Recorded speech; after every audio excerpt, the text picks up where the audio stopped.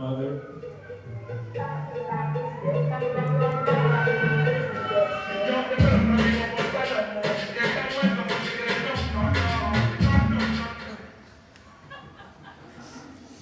What's that sound?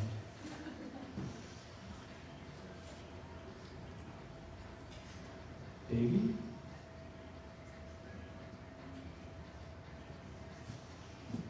Mother, I think I'm ready.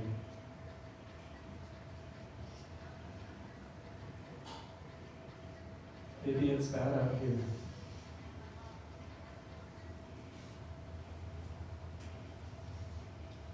Mother, I think I'm ready to be born.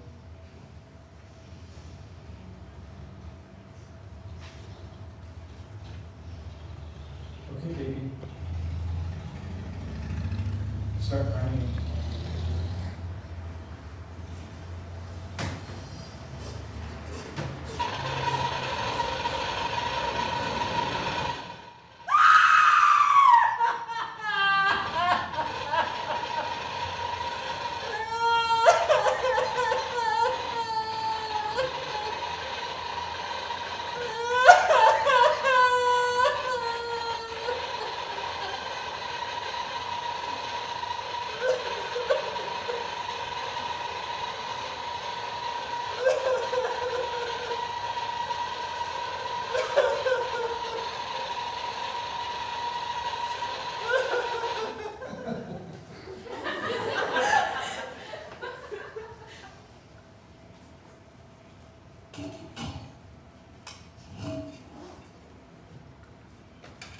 Haunted life.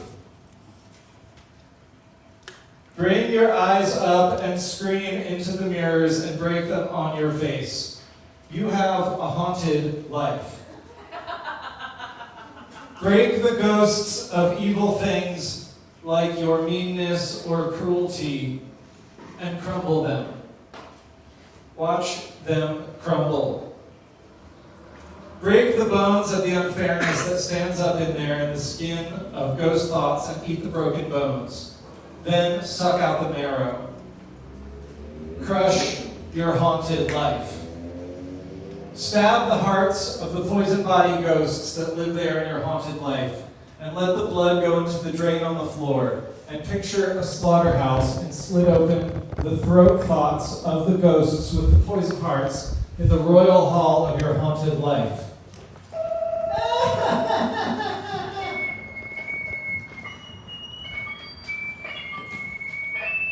Weaving a basket. Yes, and thank you for your current attendance of this. I'd like to say yes and thank you again to the Commissioner, as well as Councilwoman Betty, for donating all of the basket parts and raw materials. Okay, enough chit and enough chat. We're here to weave, no? Then weave we shall. There are two essentials to any style of woven basket: the outside basket kind of part and the hollow inside hole area. Write that down. Now that you have the essentials, there are 5 vital techniques to master: looking, calculating, holding, weaving, and finishing.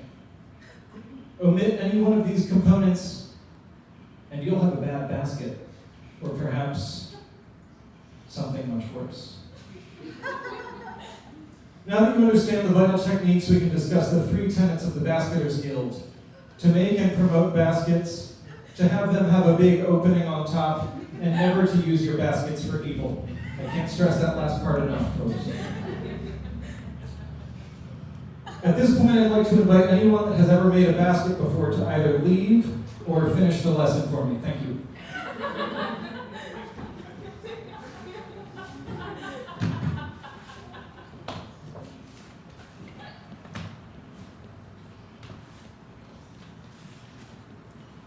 Cooking meal. Duly combine 7 ingredients in a double-stick tub. Whisk sparingly with a wire-sided fork and pour immediately into the preheated oven. Rotate once, rotate twice, rotate 3 times or more to keep from scorching. Spread the salt mixture over the top and make a careful incision about 2 or 3 feet long. Pour the caramel reduction in and stitch back up with baker's floss. In a separate oven, toast the backings to be placed on the back of each serving. Roast that backside front first, then backside back, situated in the front of the oven to keep watch for bronzing. Freeze a pail of water and slice into quarters with a pastry saw. Place the quarters of each first half on the first oven and then turn the second oven to double its heat for twice the specified cooking time or times. Reheat the preheated third oven and place all the contents of the first two ovens inside to harden. Pepper to taste and serve lukewarm in a like-colored dish.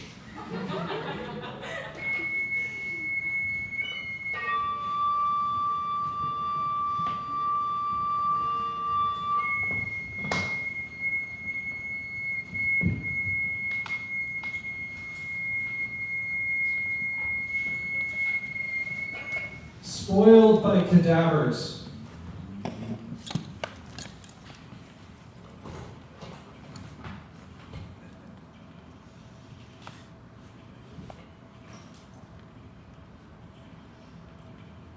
Yes, and please. Thanks for the lovely meal. Bon appetito. Please and thank you. Yes, to our health. The meal has been very lovely, and I thank you as well.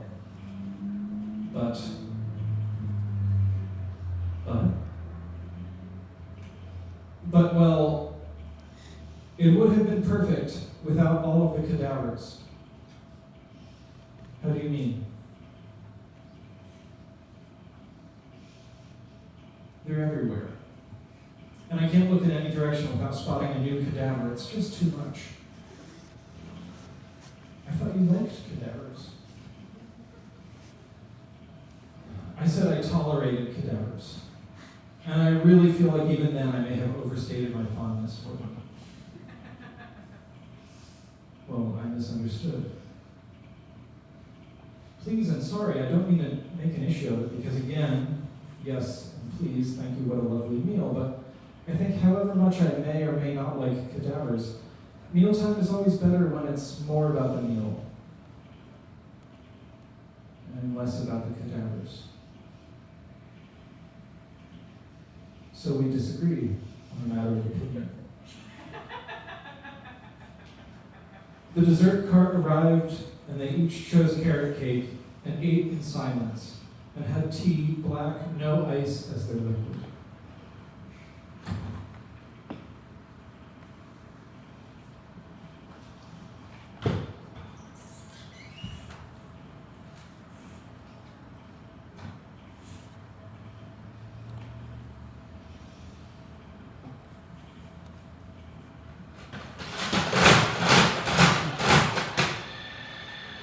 Grocery store for men and boys. Daddy one day said for me to wear his old shoes. He pinched my cheeks to make them red and dashed some pepper on my lip for mustache effect. Today, you're a boy, okay? Don't forget, it's very important. We got onto the horse and rode into town. We rode to the store and my heart was racing. We tied up the horse to the horse pole and my heart was racing. Like a racing horse, a talented one. The man at the door gave Daddy a very hard slap on the back to make sure he was really a man, and really a strong one. Then he looked me in the eyes, and I looked back at him, and I spitted on the floor like I didn't care about cleaning floors. He decided I was really a boy. He opened the door just enough for us to go in. He spitted too, as a sign of how we're friends now. The store had everything. They had 2 or more kinds of meat. It was a grocery store for men and boys. I wanted to race through the aisles, but I remembered that I was supposed to be a boy, and boys do not race like horses. They calmly amble and keep their heads down, and are obedient to men. The store had everything. They had 2 or more kinds of beer. Beer is a type of rotten water. A good store should have many things, and the prices should be reasonable. This store satisfied both of those requirements. We did big shopping for hours and hours. It was so fun. But I knew we'd have to leave the store eventually.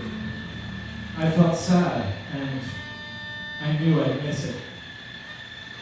As we left, the man at the door looked at me and looked at Daddy, and we all spitted on each other and laughed. That's just what men do.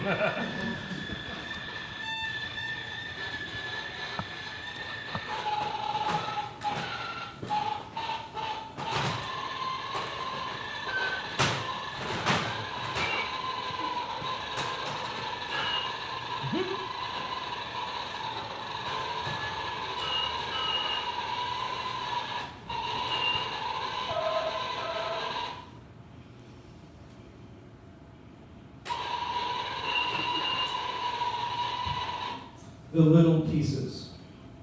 May I borrow a hat?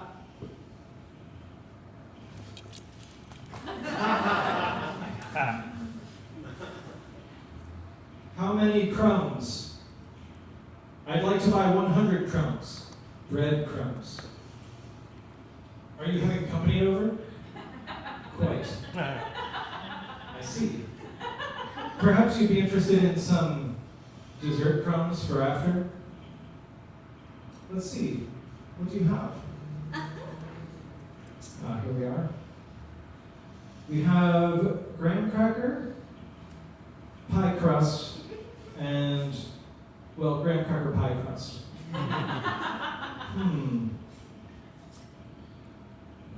I'll take 20 of the graham cracker pie crust, please. Yes, and thank you. I'm certain your guests will attain peak satisfaction. Quite right. I'm sure that. Yes, and thank you, Ms. Cusp. Yes, and thank you, Countess Donnelly. Yes, and thank you. And if you see young Duke, would you send him my yes regards? I wouldn't dream of not sending him all of your most scrupulous and delicate yes regards, and I shall have him send regards of his own back to you. Yes, and thank you, Countess Donnelly. Your kindness is a regard in itself. Yes, and thank you.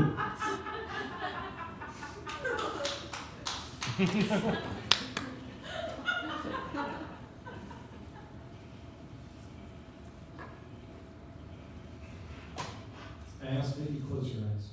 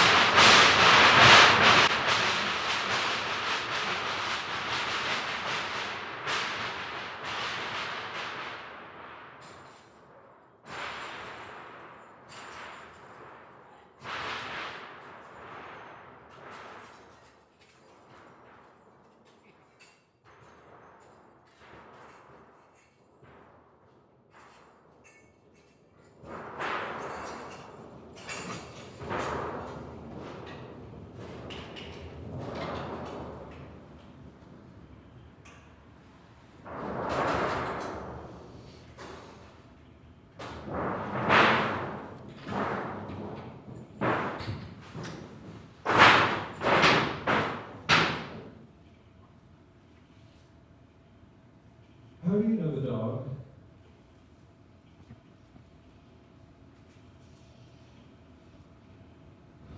You say, and I believe you, that you know this dog.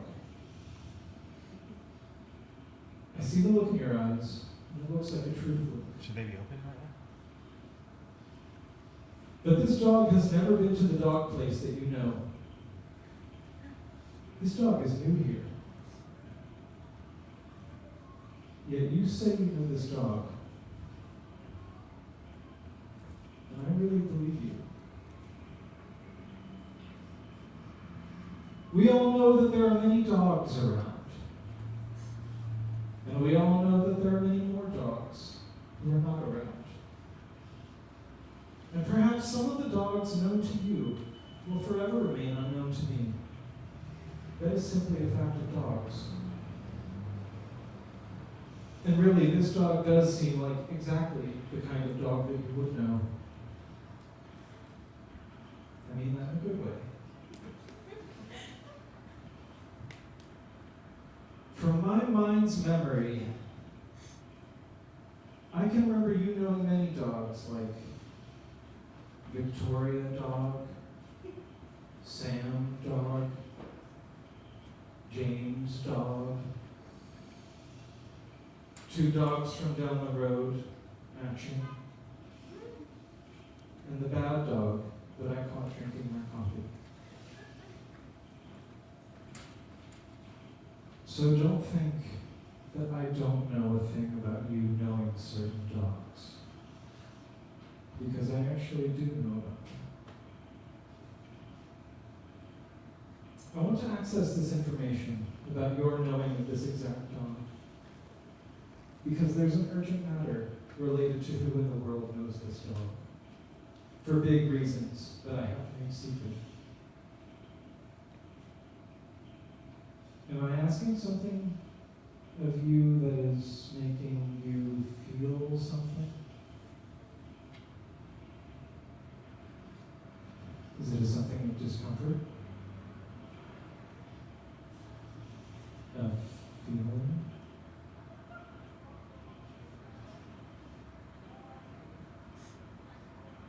That's all.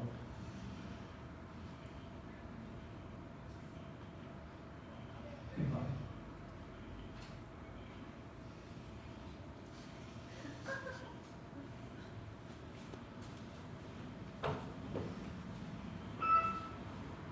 Bad Lewis, you haven't been paying attention at all. You haven't been paying attention, and you just asked the same question that Penko just asked. Bad Lewis, get out of this classroom.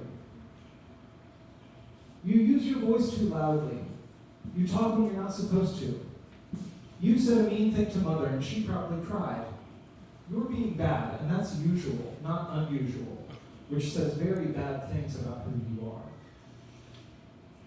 Lewis, Bad Lewis, wake up. You can't sleep here.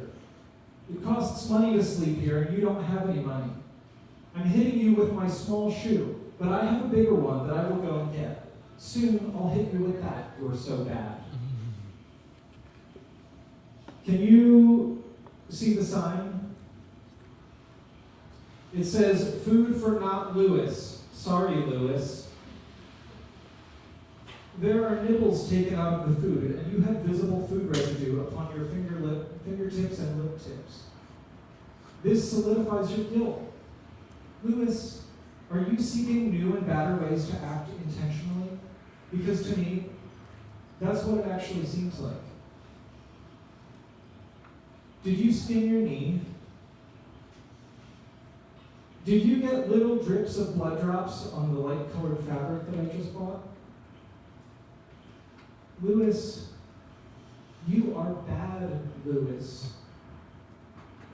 And if I had only one wish, it would be a wish for you to run away to a different place and never say another word to me or anyone that I know that might tell me that they saw you, because I'm not interested in thinking about you for even one more moment. You're bad.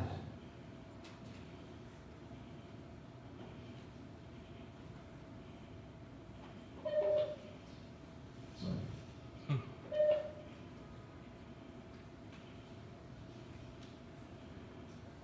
The gourmet is here.